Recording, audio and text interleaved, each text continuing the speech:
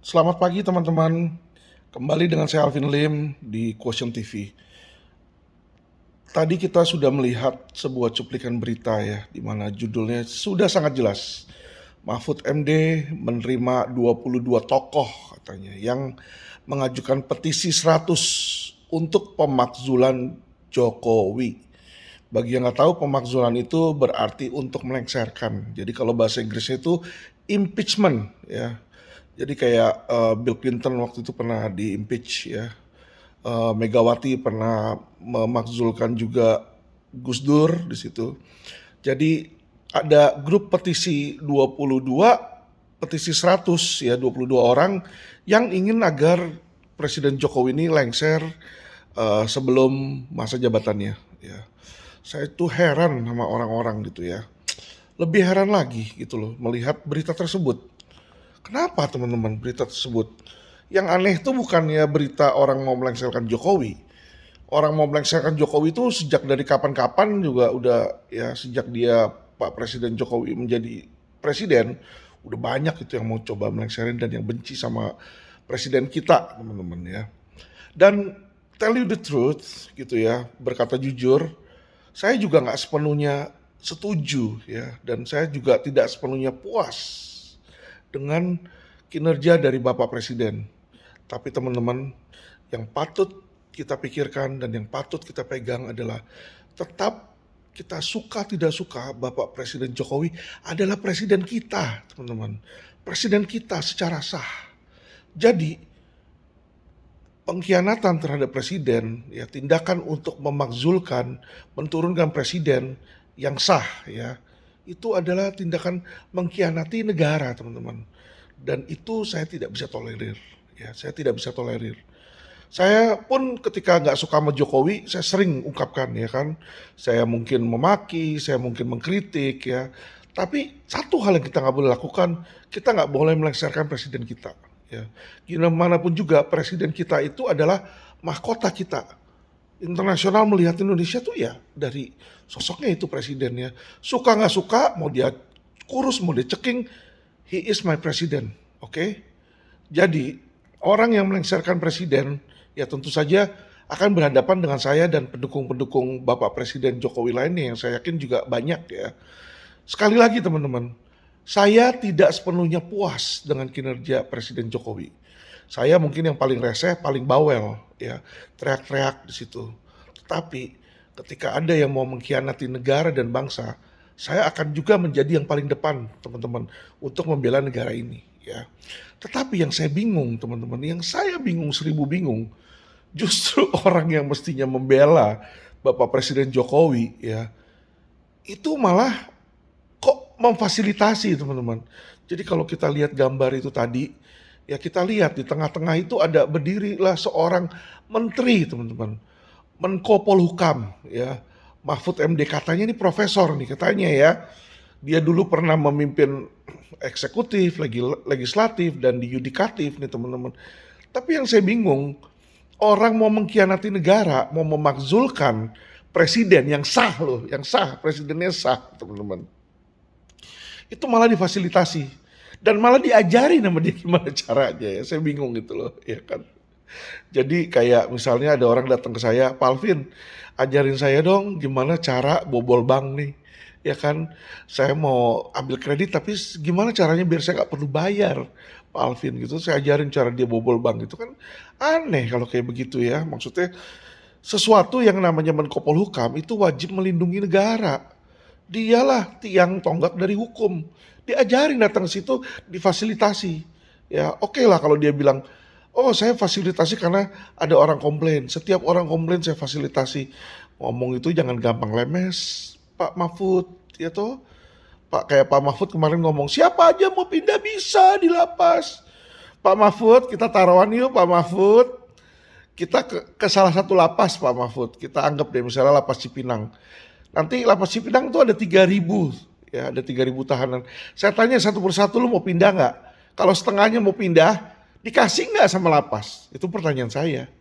Ya toh, jadi jangan bilang kalau dia mau pindah kan boleh saja atas permintaan si Sambo, atas permintaan Sambo boleh pindah, ya kan?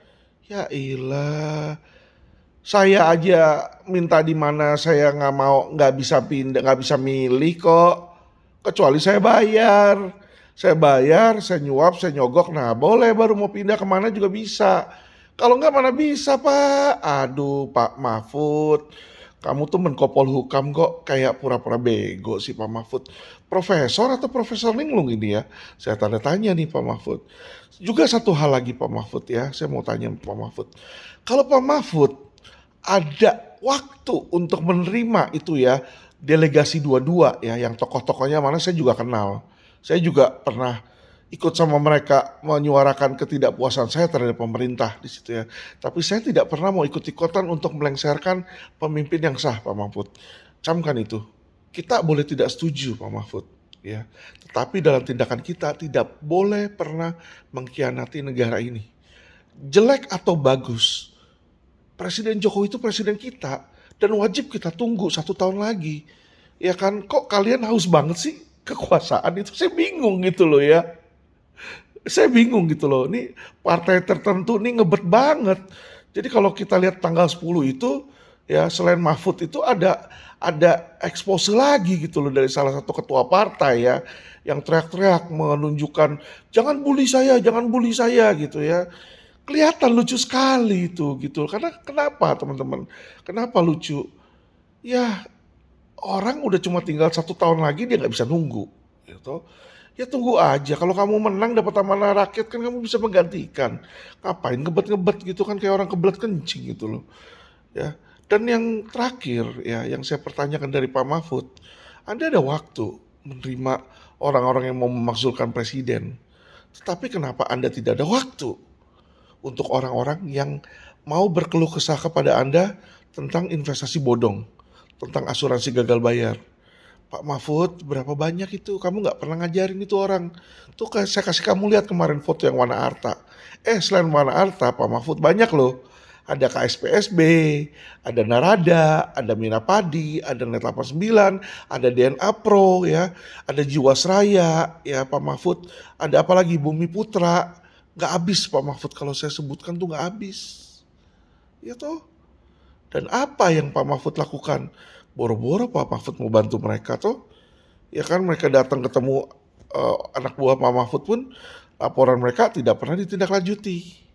Tetapi orang mau memakzulkan presiden, Anda ajari caranya. Oh bukan ke sini, harus ke DPR. Setengahnya begini, ini sepertiga. Itu pertanyaan saya yang ngomong itu adalah Menkopol Hukam atau calon wakil presiden Pak Mahfud.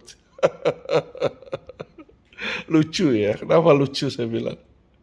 Ya kelihatan banget gitu loh nafsu dan ambisi Anda untuk memimpin negara ini gitu loh. Tetapi Mama Mahfud, orang bisa melihat bahwa di jidat Anda ini ada tanda kekuasaan king. You want to be the king of the country, but you do not have the heart for the people. Ngerti nggak maksudnya Pak Mahfud? Kalau nggak ngerti, saya ajarin Pak Mahfud ya. Artinya Anda punya nafsu untuk menjadi raja dari sebuah negara, tetapi Anda tidak punya hati kepada masyarakat Pak Mahfud ya. So, kalau menurut saya lupakan aja deh, ya lupakan aja. Kalau Pak Mahfud akan seperti itu, Anda tidak akan dipilih. Ya, saya dan pendukung-pendukung yang lain dan saya yakin masyarakat sekarang tuh makin pintar Pak Mahfud. Jadi Pak Mahfud, gak usah kayak begitu. Justru tindakan Anda seperti itu, mohon maaf nih, ya orang makin lebih simpati kepada Bapak Presiden Jokowi dan orang masih akan lebih memilih oponen-oponen Anda nantinya, ya. Kenapa? Karena masyarakat itu selalu tendetnya untuk mengasihani the victim, Pak Mahfud. Saya kasih tahu Anda, ya. Jadi kalau Anda bully, ya pasangan lawan Anda, justru lawan Anda akan mendulang suara. Itulah makanya kenapa suara lawan Anda naik sementara suara Anda turun. Karena saya lihat nggak kamu Pak Mahfud, nggak pasanganmu si calon presiden. Kerjanya cuma jelek-jelekin orang dan menjelekkan kelemahan pasangan orang lain. Kamu nggak usah ngomong, kita udah tahu kelemahannya. Ya toh, kamu nggak usah ngomong, saya tahu misalnya 01 kelemahannya apa. Oh, ya kan kemungkinan terlibat Formula One, ya kan. Kalau 02 apa? Kemungkinan ada dugaan keterlibatan HAM waktu di 98. Kita tahu Pak Mahfud ya toh. Dan kamu sendiri juga nggak bersih. Kamu nggak bersih Pak Mahfud. Jadi jangan pikir setiap orang bersih. Kalau kamu bersih Pak Mahfud, kamu tidak jadi manusia, kamu jadi Tuhan. Yang bersih di dunia ini hanyalah Tuhan Allahku, ya, Tuhan Allah kita ini yang bersih. Setiap manusia pasti ada dosanya. Dalam hidup kita tidak mungkin tidak pernah ada dosa, Pak Mahfud, ya. Jadi Pak Mahfud, saran saya, daripada Anda menjelek-jelekan dan memagnify, ya, kelemahan dari pasangan Anda atau lawan Anda, lebih baik Anda tunjukkan kelebihan Anda, Pak Mahfud. Anda saat ini apa? Menko Polhukam toh? Tunjukin dong Menko Polhukam itu punya prestasi yang mengkilat. Lah, prestasi Anda aja ditanya loh. Ditanyakan oleh lawan politik Anda kepada si Ganjar itu. Ganjar, berapa itu ya kan nilai penegakan hukum di Indonesia katanya. Nilai penegakan hukum 5 kata Ganjar, jelek. Padahal yang bertanggung jawab sebagian besar ya siapa? Menko Polhukamnya. Yang bertanggung jawab pada hukum. Ya Anda Pak Mahfud. Ya. Ngaca lah Pak Mahfud, Pak Mahfud. Aduh, ada pepatah Pak Mahfud ya. Anda tuh jangan terlalu banyak belajar hukum Pak Mahfud, sekali-sekali Anda belajar bahasa. Anda tahu nggak peribahasa? Ya. Kuman di seberang lautan kelihatan, tapi gajah di pelupuk mata tidak kelihatan. Jadi Anda bisa melihat kelemahan lawan Anda dari jauh lautan. Tetapi kelemahan Anda di ujung mata tuh nggak kelihatan Pak Mahfud. Coba Anda ngaca Pak Mahfud, tanya kepada kontestan Anda, kepada masyarakat. Masyarakat, gimana kelemahan saya? Saya pasti bilang Anda ini tidak ada hati untuk masyarakat. Ya. Orang-orang yang ada kasus hukum gak pernah ada yang dibantu. Gak ada yang dibantu. Orang yang datang ke LQ Indonesia Pak Mahfud, itu mereka sudah bikin laporan ke Menko Polhukam Pak Mahfud. Ya, semua yang saya bantu. Ya, Krisni itu yang korban KDRT, ya, korban ITE, ya, banyak ya yang kena pidana yang lainnya yang saya bebaskan Pak Mahfud. Mereka sebelum ke saya, mereka ke Menko Polhukam. Mereka berharap pemerintah melindungi mereka, pemerintah membantu mereka. Tapi itu tidak pernah dilakukan oleh Menko Polhukam. Ya, jadi tugas Anda ini, kerjaan Anda selama ini Pak Mahfud yang saya lihat cuma gembar-gembor, ya kan, bikin rusuh Pak Mahfud. Ketika Anda bilang Kementerian Keuangan ada 347 triliun, ya kan, kebocoran bla bla bla bla bla bla. Kebocoran ya lu tindak lanjuti dong bos. Lu menteri kok, lu tahu bocor lu diemin. What the heck, apaan itu? Itu menteri apaan Pak? Ya kan? Wah, banyak kamu bilang Pak Mahfud. Sekarang hukum sudah menjadi industri hukum, ya kan? Industri hukum itu terdiri dari mafia hukum. Mafia hukum adalah jaksa, polisi, oknum hakim, oknum pengacara. Anda yang sendiri udah ngomong. Ada oknum jaksa, oknum hakim, oknum polisi, oknum pengacara. Tapi Anda nggak basmi.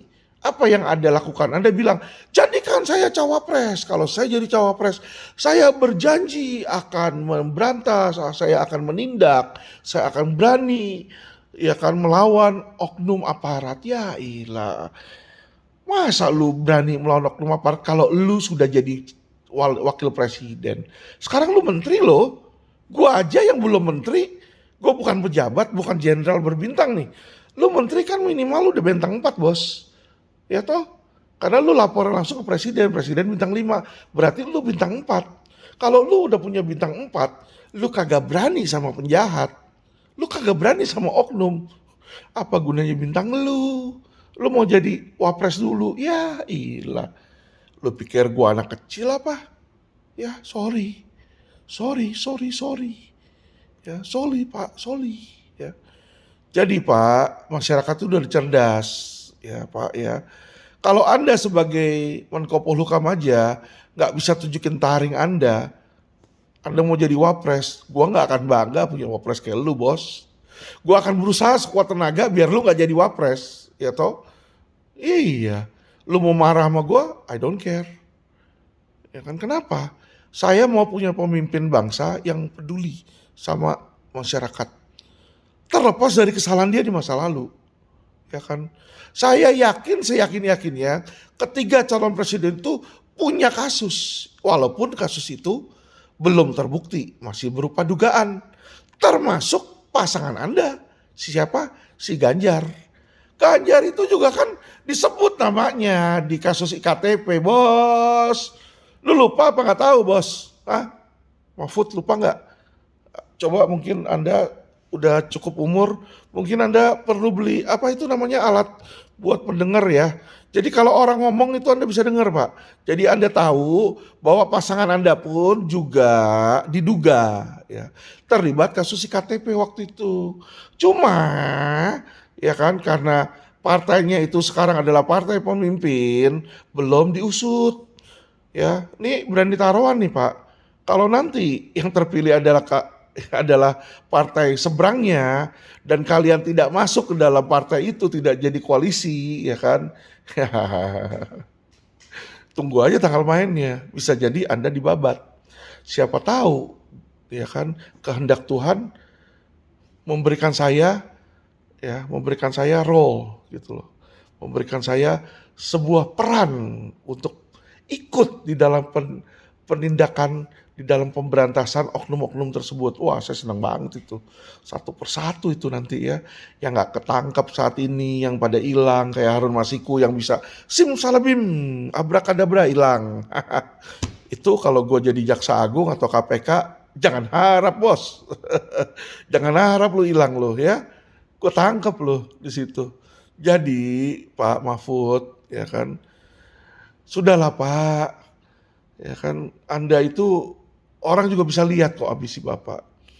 Jadi sebaiknya Pak Mahfud, kalau Anda memang mau jadi wakil presiden, Anda lepaskan saja itu jabatan Menteri Menko Polhukam, toh.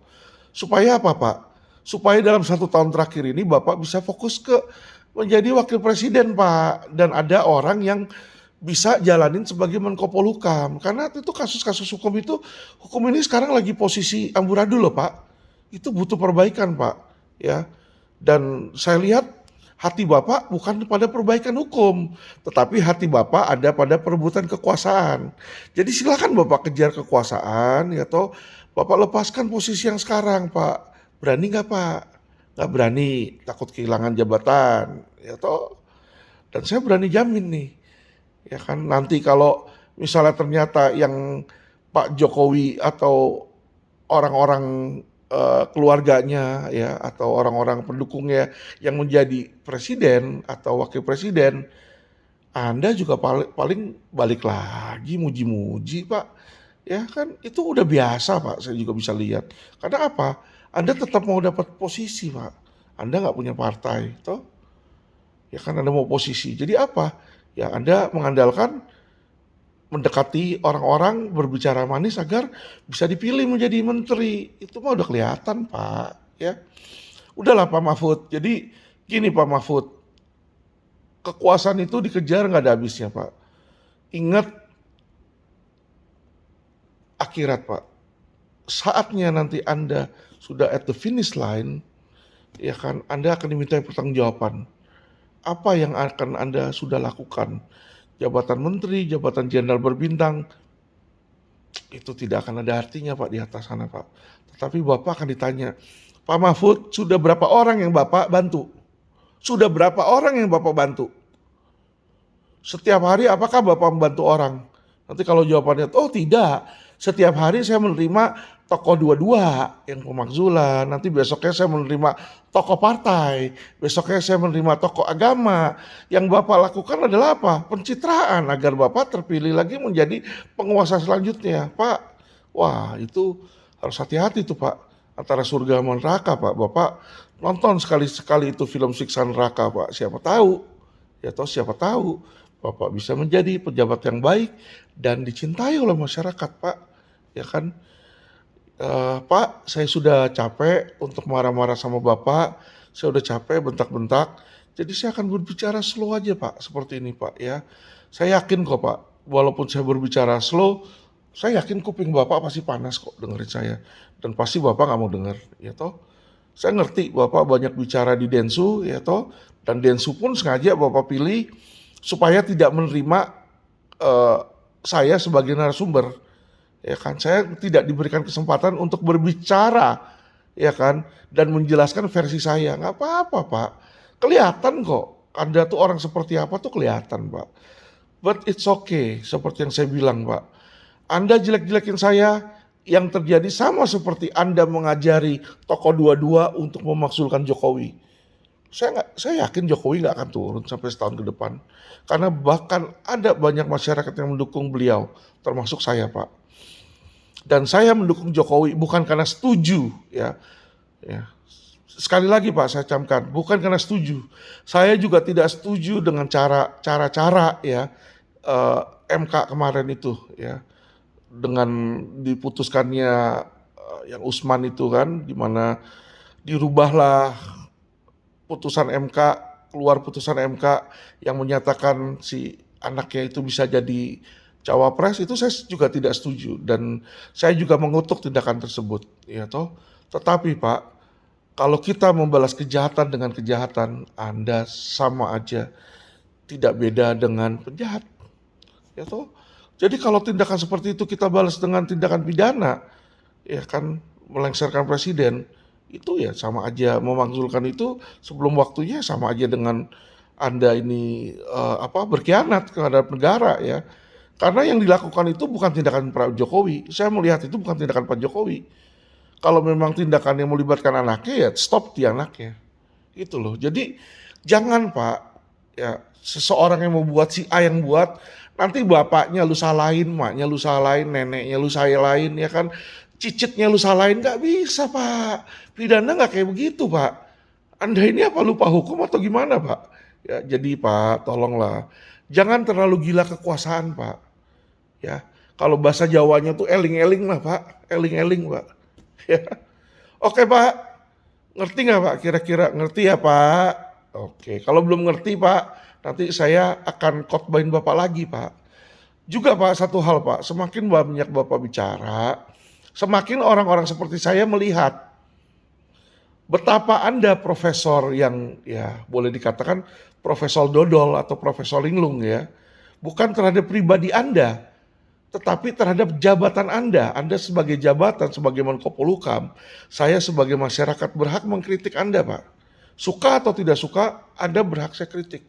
Kalau Anda tidak suka menerima kritikan saya, silakan mundur Pak, silakan mundur ya. Masih banyak orang yang mau dan mampu Pak. Dan saran untuk Bapak Presidenku yang terhormat, orang kayak Mahfud ini lain kali jangan dipilih Pak kayak begini. Sebagai menteri, nggak heran rapot Anda merah 5 jeblok di situ. Pembangunan hukum nggak beres. Ya, ekonomi bagus, tapi pembangunan hukum jeblok. Yang saya bingung kenapa kok Pak Jokowi ini nggak berani reshuffle. Oh ternyata, ya kan, yang nggak berani di reshuffle ini ada dekingannya di situ. Ada queen, ya, ada queennya nih, ada ratunya, ya. Jadi ada ratunya pendukung. Jadi nggak berani. Jadi kalau saya lihat eh, Bapak Presiden ini saat ini berkuasa, tetapi dia sebenarnya nggak sepenuhnya memegang kekuasaan teman-teman. Nggak sepenuhnya dia menjalankan apa yang sesuai dengan keinginan otak dan pikirannya. Tetapi sedikit banyak beliau masih disetir dan ini yang menjadi kesedihan di hati saya. Ya, kita masyarakat Indonesia memilih Presiden Jokowi, suka atau tidak suka dia adalah presiden terpilih, kita harus mendukung sampai selesai masa jabatannya. Ya, kecuali dia memang benar-benar melakukan pidana. Dia nggak melakukan pidana kok, dia bekerja kok demi Indonesia. Walaupun kerjaan itu nggak bagus, itu bukan pidana, itu raportnya paling etik ya. Jadi saya minta kepada Pak Presiden Jokowi, Pak next time yang tegas-tegas aja Pak. Yang kayak begitu nggak usah takut Pak, udah sebagai kayak langkah catur, lengserin aja. Ya, walaupun 1 tahun masih bisa Pak Anda ganti dengan orang yang mampu untuk membereskan hukum ini. Karena hukum di Indonesia ini udah berantakan loh Bapak Presiden. Ya. Oke Bapak Presiden, ini hanya sekedar saran dan nasihat dari Alvin Lim ya. Orang gila yang udah sekarat Pak Presiden. Waktu saya nggak lama mungkin di dunia ini, tetapi Bapak Presiden di dalam waktu itu panjang atau pendek, saya mau berguna untuk masyarakat dan negara Bapak Presiden. Dan tadi pun juga baru ada kesaksian dari orang yang baru saya bantu, ya kan, akhirnya bisa berhasil. Saya senang Bapak ya. Jadi membantu sesama manusia itu bagi saya itu kesenangannya itu lebih daripada saya menerima uang 1 triliun atau lebih daripada saya dijadikan presiden dunia ini ya. Kenapa? Presiden dunia uang 1 triliun itu hanya apa ya? Kekayaan harta duniawi, ya kekayaan yang fana, nggak akan bisa dibawa. Nggak ada orang yang mati terus dia bawa apa rankingnya jadi presiden itu terus ketika meninggal itu juga jadi presiden tuh nggak ada. Kagak ada di situ. Dimakamkannya sama kok, makamnya sama di situ. Ya, jadi saya sangat berharap negara ini ada perubahan. Kasihan Indonesia, kasihan anak saya kalau sampai anak saya nanti besar Indonesia masih berantakan itu kasihan. Jadi saya ya mau merubah. Saya juga sudah berkomitmen berikrar untuk tidak melakukan hal-hal yang buruk yang dulu saya lakukan. Ya toh. Jadi kalau dibilang saya dulu buruk, iyalah semua orang juga dulu pernah melakukan kesalahan toh. Saya pernah nyogok, pernah nyuap, dan saya yakin kok 90% orang pernah nyuap. Nggak usah jauh-jauh. Kenapa? Orang bikin SIM aja, yang bikin SIM. Saya yakin 90% bikin SIM juga nyuap. Kenapa? Bikin SIM-nya aja dibikin tesnya susah begitu, kalau lu kagak nyogok, ya susah. Tapi kalau nyogok, langsung cekrek, foto jadi. Ya toh? Alright? Ngerti? Paham? Ya. Oke, terima kasih teman-teman. Semoga konten saya ini bisa bermanfaat bagi masyarakat ya dan bagi khalayak teman-teman sebangsa dan setanah air ya dan bisa menjadikan sebuah pendidikan hukum yang baik ya. Jadi teman-teman, saya tidak dan belum mendukung pasangan tertentu ya. Belum mendukung. Tetapi ya kalau memang ada yang salah terhadap hukum, saat ini saya pasti kritik siapapun itu. Jadi kalau Pak Presiden salah terhadap hukum, saya pasti akan kritik. Kalau Pak Mahfud salah terhadap hukum, pasti saya kritik. Siapapun itu, Pak Prabowo salah terhadap hukum, pasti saya kritik. Ya, karena apa? Perjuangan saya adalah perjuangan hukum, penegakan hukum dan agar hukum itu bisa adil. Bukan perjuangan politik. Jadi jangan disalahartikan. Saya begini-begini nih menunjuk, bukan saya bilang mendukung nomor 1. Ya. Nanti kalau saya begini-begini artinya victory nih. Kalau begini-begini artinya peace ya. Jadi bukan berarti mendukung Ganjar gitu ya teman-teman ya. Jadi di tahun politik ini teman-teman baiknya kita ikuti arahan pemerintah, kita pilihlah dengan damai. Dan saya yakin dan berkeyakinan bahwa kemungkinan pemilu ini akan satu periode, walaupun satu putaran, walaupun sudah ditentukan ya siapa pemenangnya, tapi orang-orang masih berpikir satu atau dua kan. Tapi kalau menurut saya nih sepertinya akan jadi cuma satu putaran teman-teman ya. Kenapa ya kelihatan lah tanda-tandanya. Di mana tanda-tanda ya kelihatan yang tadinya awalnya memimpin di situ kan makin maju, yang kedua turun jadi ketiga, ya kan.